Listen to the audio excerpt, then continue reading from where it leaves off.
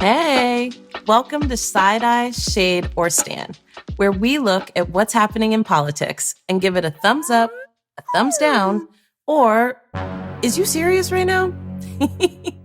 In today's episode, we are looking at the current conundrum of what to do about democracy in the form of the fight for voting rights. Now, here's the deal. Your right to vote is under attack, and that has been the case for a very long time now. 2016 was the first major presidential election where voters did not have the full protections of the Voting Rights Act. What's the Voting Rights Act, you ask? Well, thank you for asking. It's a great question. The Voting Rights Act of 1965 was a major piece of federal law that was won by, you guessed it, the movement. What it did was it protected against racial discrimination in voting. All those marches, those lunch counter sit-ins, and all that, well, people were fighting back against racial segregation. And a key part of that at that time was Black people having the right to vote. Now, technically, Black people could, for the most part, vote. But white folks weren't trying to have that because when Black people vote, we vote for things that make life better for everyone, not just a few people.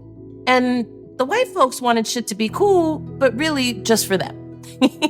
So when Black folks tried to register to vote, there were literacy tests that made it so that we had to prove that we could read in order to weigh in on the things that were impacting our lives.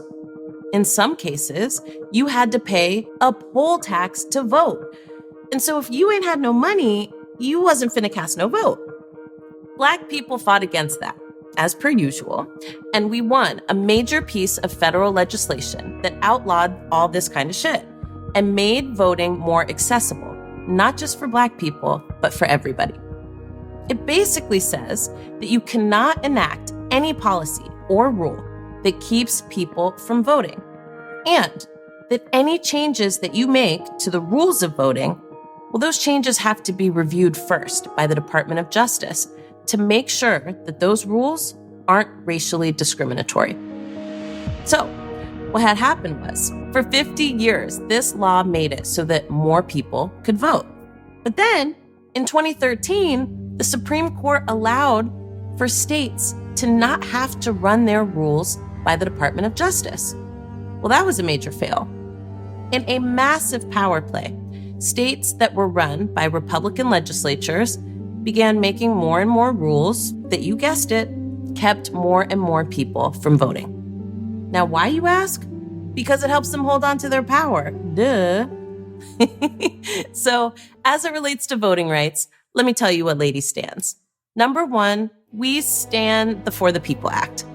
Now, the For the People Act, which is H.R. 1, and it'll soon be a Senate bill, but, we'll get into that.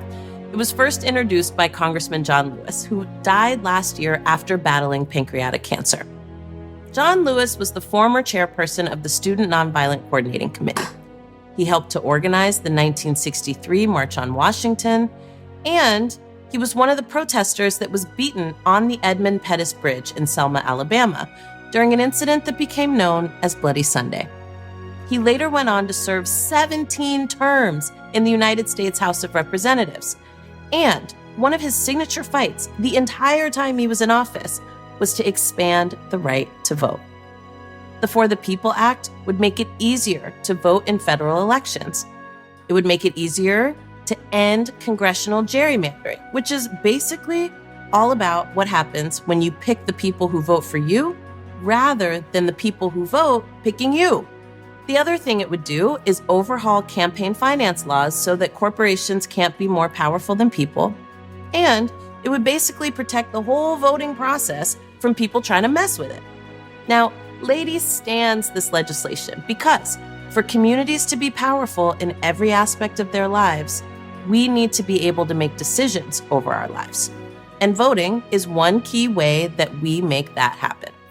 Now, as it pertains to voting rights, Lady is giving a side eye to Democrats who are now in power. Yes, that's right. Democrats took the White House, held on to power in the House of Representatives, and now have a slim majority in the Senate. But Democrats refuse to use that power. This gets a side eye from Lady because what the hell did people stand in 8-hour lines for in the middle of a pandemic if it wasn't for y'all to do your damn jobs? So in other words, we side-eye a party that is hell-bent on following the rules instead of making the rules. And that's a problem, well, for pretty much everybody.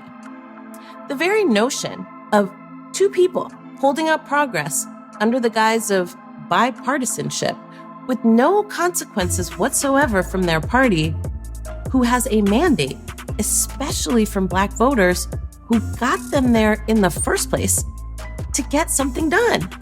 The fact that these two haven't faced any consequences whatsoever, it's mind-boggling. I mean, for Lady, it's bizarre. It's out of this world. Calling Chuck Schumer and Nancy Pelosi, I mean, why are these people acting up on your watch? Is it because they're white?